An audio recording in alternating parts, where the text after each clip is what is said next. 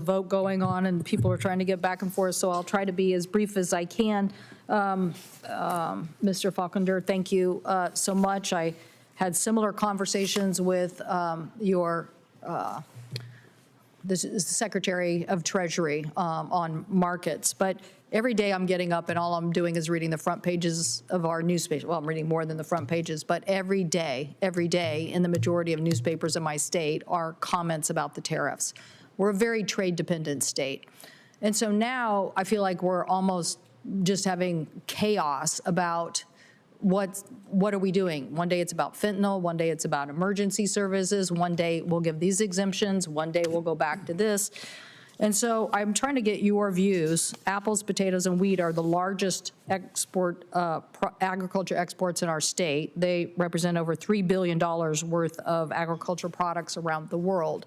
And so I'm trying to understand, if you understand, the uncertainty that's being created right now with these tariffs. If you get that it's hard for businesses to even follow what is the predictability and certainty about what the president is even doing or proposing, because it's changing every day. Thank you, Senator. As Secretary Bessent's talked about, there really are three objectives with tariffs, right? So one of them is they potentially are a source of revenue to the federal government.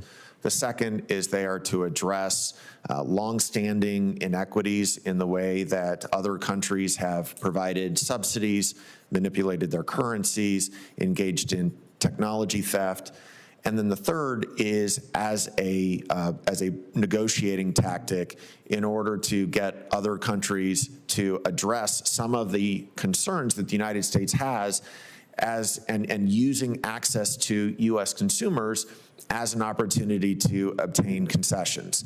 And so I think when you look at the president's approach on Canada and Mexico, it was very much to get them to focus on the fentanyl crisis, on the fact that 100,000 Americans are dying of fentanyl. Do you really think that Canada was our fentanyl problem?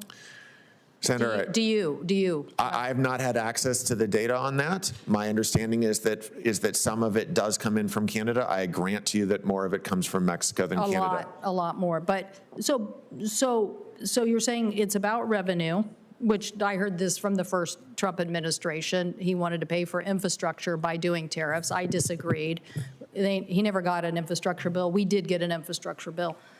So what I'm tried to express many times, and I hope our colleagues will join us in trying to work with the administration or show that this is a congressional responsibility here, is that tariffs really do hurt our economy. When those tariffs and retaliatory tariffs that shut down the Apple market, $120 million market just to India alone, that we then had to get the tariffs removed. And they're just recovering from that. And so now we're starting this again. And so the fact that does the president believe that opening markets is a key goal here? Does he believe in opening markets? Senator, I think the objective is to ensure that manufacturers here in the United States face similar conditions when they export as when foreign manufacturers import into the United States.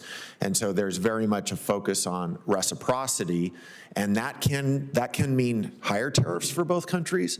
It can also mean lower tariffs for both countries. I would be perfectly fine with an outcome where reciprocal tariffs cause other nations to lower their tariff rates and grant greater access to their markets for our manufacturers. I definitely disagree with the president on this. I believe in the innovation economy. I believe that we set the mark with the CHIPS and Science Act of saying invest, and we're going to test bed faster, and we're going to deploy faster, and we're going to grow faster.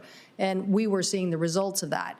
Now, with a very integrated global economy with supply chains, you're disrupting with these tariffs the supply chain. That's not even my question. My question, though, was, does he understand the level of chaos that is happening now, because people can't even follow what his game plan is? So I appreciate that you've illuminated that it's about revenue, that it's about inequities, and now you're also saying it is about concessions.